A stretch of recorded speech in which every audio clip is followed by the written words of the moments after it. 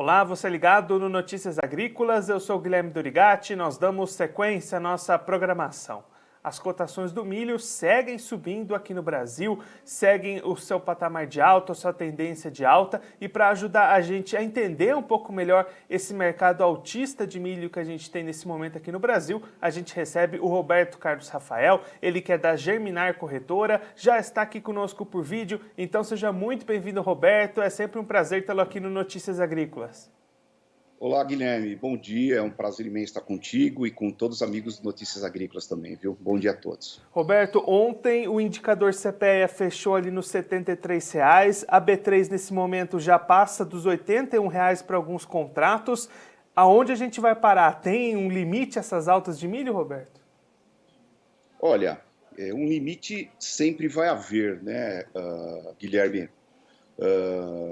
É interessante isso que você está falando, até há uma distância muito grande do que é o mercado físico para a B3. A B3, na verdade, ela está precificando preços para frente, mas o que a gente enxerga agora é a B3 arrastando com muita força os preços do físico. O pessoal vê lá a B3 num patamar que acho que está até a nível de 80, mais de 82 agora, não estou com a tela aqui, acho que 83, está na outro canto ali, mas então assim, a gente hoje deve ter novamente uma alta no indicador do CPEA, em função dessa puxada da B3 novamente hoje, né? Agora, existe um limite para isso? Existe. O limite é quando por exemplo, nós estamos falando aí nível de B3 já 83, né? Para você ter uma ideia, o nível de paridade de compra de milho hoje dos Estados Unidos também é uma coisa que a gente tem que avaliar como é que vai vir esse produto, questão de transgenia, os materiais que estão aprovados, aqueles que não estão aprovados tem que passar pelo crivo da CTN-Bio, isso é um processo um pouco mais longo, mas vai ser feito em caráter de urgência, né? Então, assim, hoje, para vocês terem uma ideia, fazendo cálculo com base nos preços sendo comprado milho nos Estados Unidos, tá certo? Que nós estaríamos falando lá no Golfo, alguma coisa ao redor de $190, mais frete, mais operações no porto. A gente diria que hoje, na verdade, para chegar um milho aí em dezembro, janeiro, né, chegaria nos portos brasileiros, nesse dólar aí ao redor de 5,60, na faixa de R$ 76,00, tá? E aí você tem mais o frete para levar até as indústrias, né?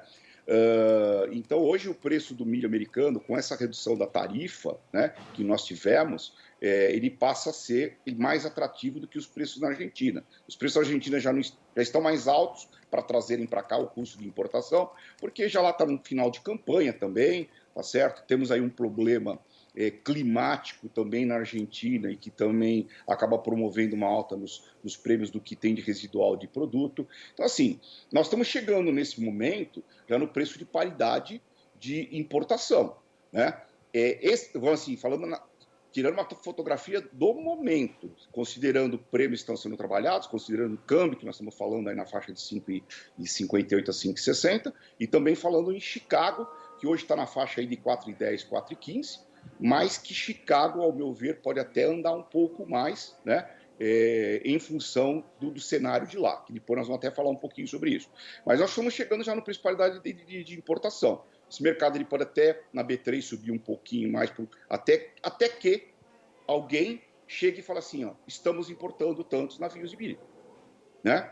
E eu acho que isso, se considerarmos o preço da B3, como eu estava dizendo, o preço no físico, se a gente for falar que CPEA ontem estava na faixa de 73, o nosso indicador também estava na faixa de 73, mas hoje vai vir já mais um aumento, ok?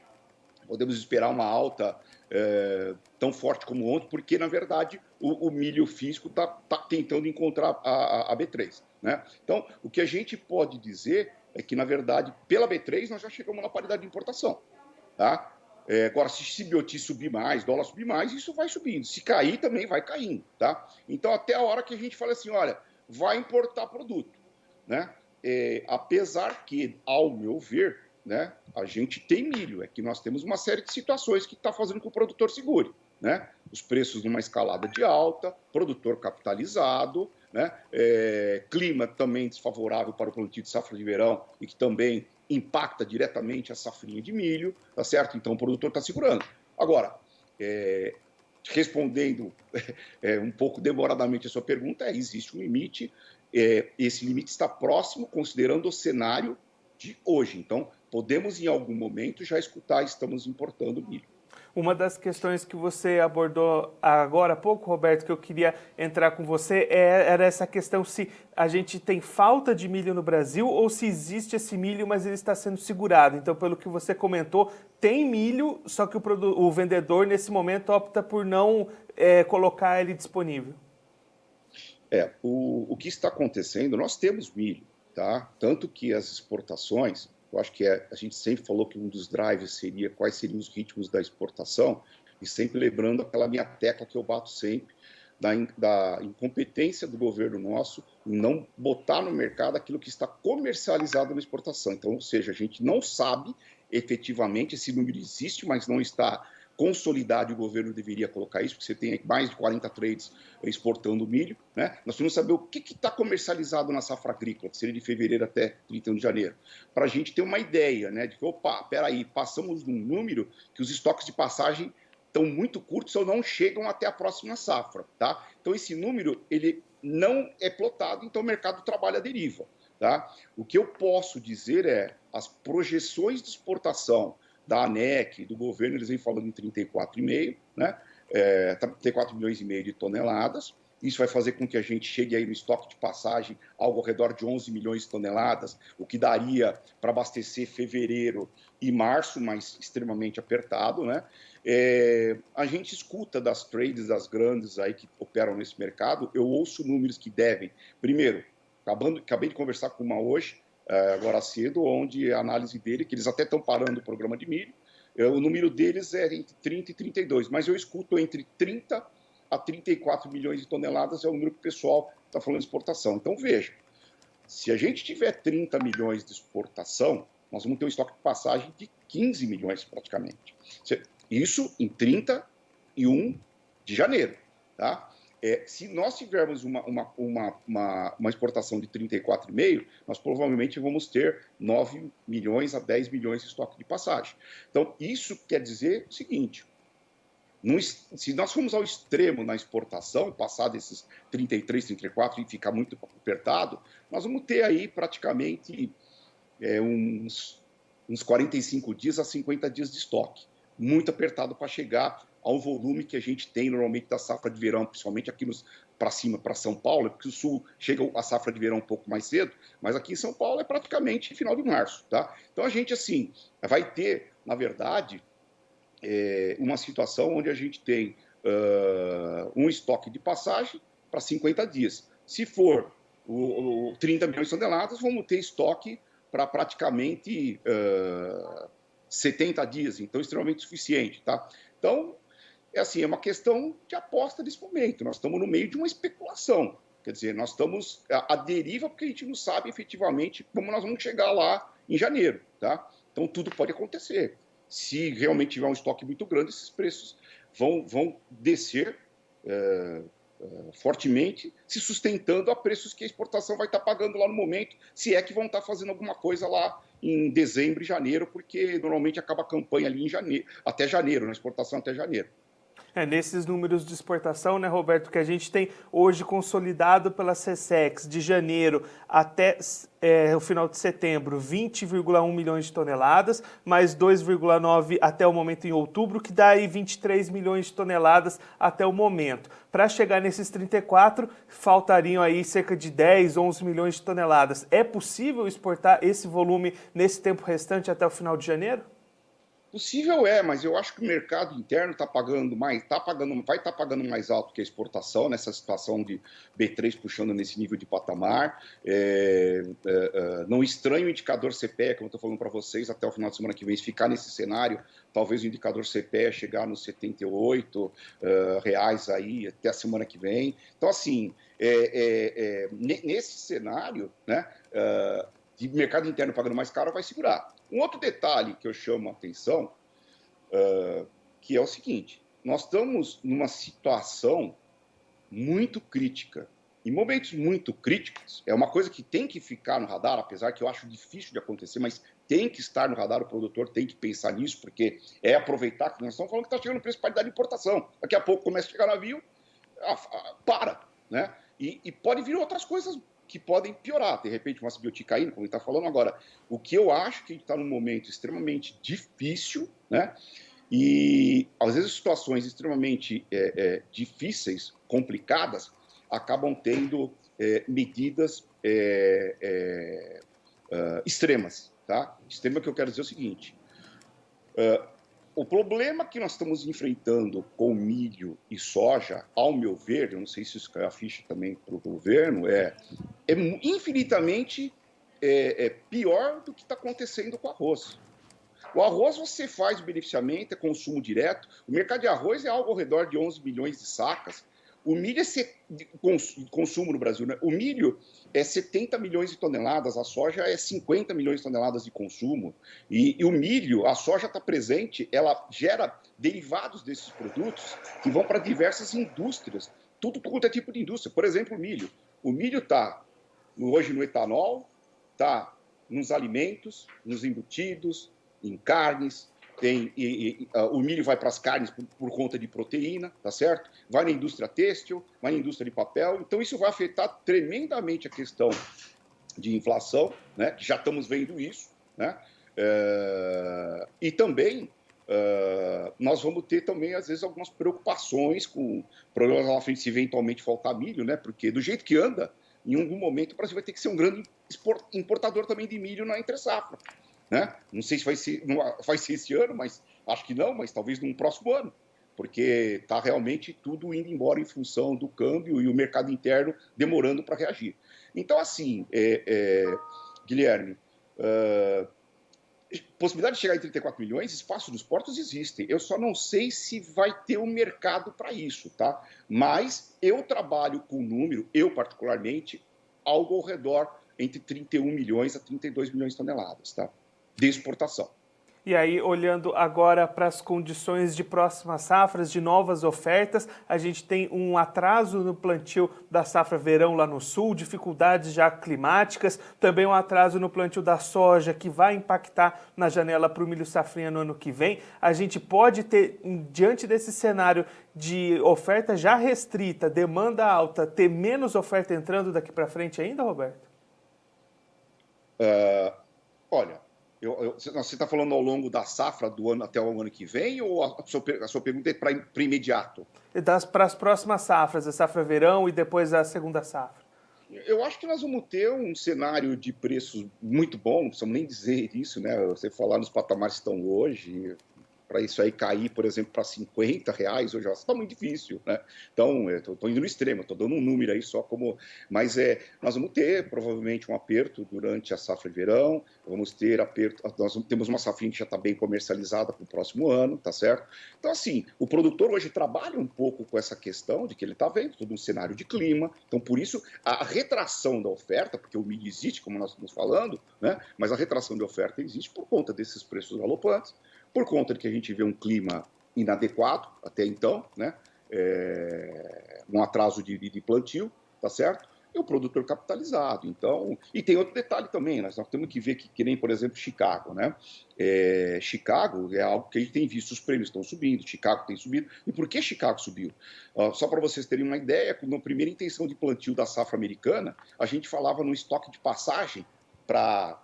em 31 de agosto de 2021, o número que a gente estava esperando era 83 milhões de toneladas, era o número do USDA.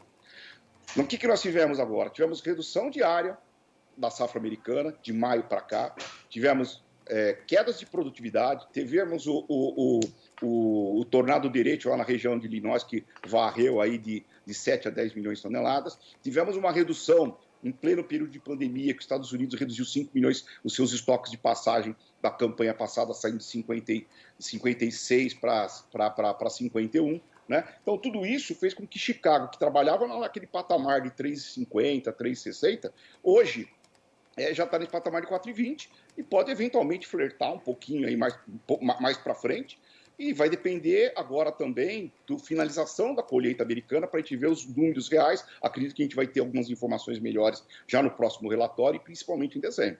Então, assim, o produtor está vendo tudo isso, né? Agora, como eu digo, nesse momento, no cenário, exatamente, né, no dia de hoje que a gente está fazendo entrevista, para mim os números de paridade de importação já chegaram na B3.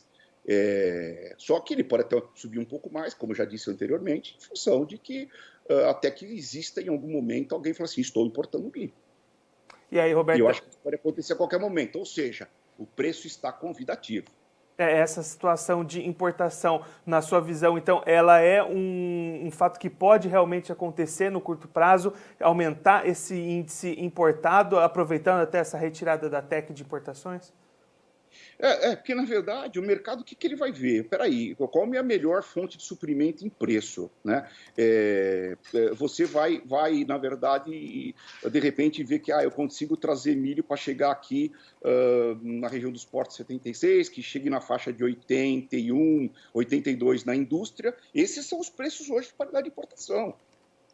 Entendeu? Então, vai haver alternativas. E você tem aqui grandes empresas aí de proteína, né, que têm expertise nesse assunto. Eles já trouxeram nos últimos anos alguns navios. Né? Então, a qualquer momento a gente vai escutar. A gente tem normalmente uma importação que já acontece vindo milho do Paraguai, principalmente, um pouquinho da Argentina, aquelas regiões de fronteira, tá certo? Mas a gente pode enxergar, eventualmente, exportações para o exporte. O Nordeste, que às vezes é uma região que, quando começa a importação, eles começam a trazer, então pode ser que comece também a chegar alguma coisa, apesar que o Nordeste hoje tem a terceira safra lá chamada da região da Cealba, né? Que é Sergipe, Alagoas e Bahia, que vai chegar a 1.800.000 toneladas, está chegando no mercado quase 2 milhões de toneladas. Aliás, no Nordeste existem indústrias que estão pagando milho mais barato do que aqui no Centro-Sul.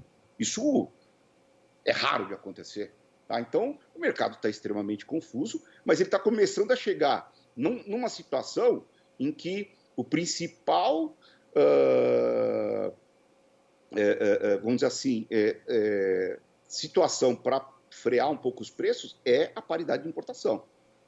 Hoje, B3 está nela. Mercado físico ainda não, mas provavelmente o mercado físico, com essa pressão B3, ele tende ainda a subir um pouco mais. Então, nesse momento, o produtor precisa ficar bastante atento a essas movimentações, essas notícias de importações que podem mexer aí nos preços nos próximos dias. Sim, certamente eu acho que vamos estar escutando alguma coisa aí nos próximos 30 dias, alguém se movimentando. Lógico, uma importação, se for da Argentina, demora aí uns 30 dias, tal, os Estados Unidos um pouco mais, e aí tem que ver todo esse cenário aí, onde comprar e como fazer para chegar aqui. Roberto, muito obrigado pela sua participação, por ajudar a gente a entender um pouquinho melhor esse movimentado mercado do milho nesse momento. Se você quiser deixar mais algum recado ou uma mensagem final para aquele produtor que está acompanhando a gente, pode ficar à vontade. Deixa eu só concluir meu pensamento, que eu acho que eu não finalizei, que foi aquela questão que eu falei, que a gente pode ter algumas medidas extremas, né? Que eu, apesar de não acreditar, e que eu acabei falando um outro tema, onde eu falei que a gente estava com uma situação extremamente complicada, é um problema muito maior do que o arroz. Podemos ter, às vezes, uma quebra de paradigma e o governo falar em uma tarifação na exportação. Então, isso eu acho que hoje não é utópico. A gente já escutou um pouco essa questão alguns dias atrás, aí, por conta de busca de receitas em tributos que o governo está querendo deslocar de um lugar para o outro, né? E eu acho que esse mercado de soja e milho do Brasil, pela magnitude dele, o tamanho dele, os impactos que tem a inflação e em emprego no Brasil, pode haver uma mudança e uma quebra de paradigma. Então, enfim, eu acho que tudo a gente tem que estar colocando aí para um cenário e mostrando para o produtor, esse preço está bom. Então tem que acompanhar. Se tem peito para segurar um pouco mais, de repente pode ter preços um pouco melhores aí para frente. Mas é um cenário muito preocupante. Ele pode subir bem como pode cair bem. É aquela tese que eu falei da reunião, da entrevista do mês passado. Tá bom, Guilherme? Eu queria agradecer o convite e ficamos à disposição, tá? Roberto, mais uma vez, muito obrigado. A gente deixa aqui o convite para você voltar mais vezes e seguir contribuindo conosco e com todos os produtores do Brasil. Muito obrigado. Tá bom, obrigado, um abraço, até logo. O Roberto Carlos Rafael, ele que é da Germinar Corretora, conversou com a gente para explicar um pouquinho as últimas movimentações do mercado do milho, que segue subindo forte aqui no Brasil. As cotações seguem em alta e aí, segundo o Roberto Carlos Rafael, os preços na B3 já vão chegando próximos da paridade de importação, até mesmo do milho dos Estados Unidos, que chegaria nas indústrias hoje já com o preço de chegada nos portos, o frete chegaria ao redor de R$ 81, R$ 82 reais. Então isso pode ser um fator de freio nessas cotações nos próximos dias. Então o produtor precisa ficar atento. Segundo o Roberto Carlos, existe milho ainda no Brasil, não há falta de milho, o que existe é o vendedor segurando essa oferta. E aí esses preços podem ter uma modificação para baixo daqui para frente. E o Roberto Carlos Rafael alertando também até para uma possibilidade que distante, mas que já não é mais utópica, segundo a visão do analista,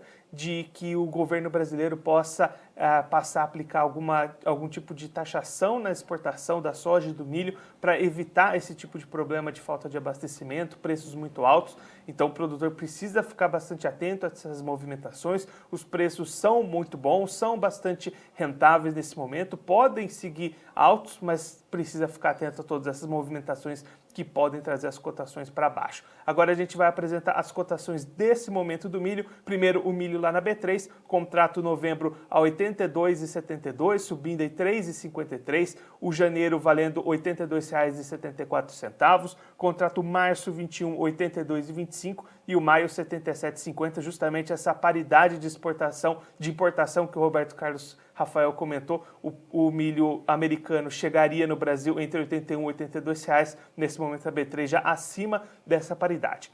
Agora a gente vai ver a tela com as cotações na Bolsa de Chicago, também em alta lá nos Estados Unidos, contrato dezembro a $4,12 o bushel, março 4,16, maio 4,17, julho 4,17. O Roberto Carlos Rafael também comentou que esses preços podem seguir subindo ainda mais, já que a demanda no milho dos Estados Unidos é muito forte e a produção pode ser revisada para baixo, então também pode ter mais altas lá em Chicago. O produtor precisa ficar atento a todas essas movimentações.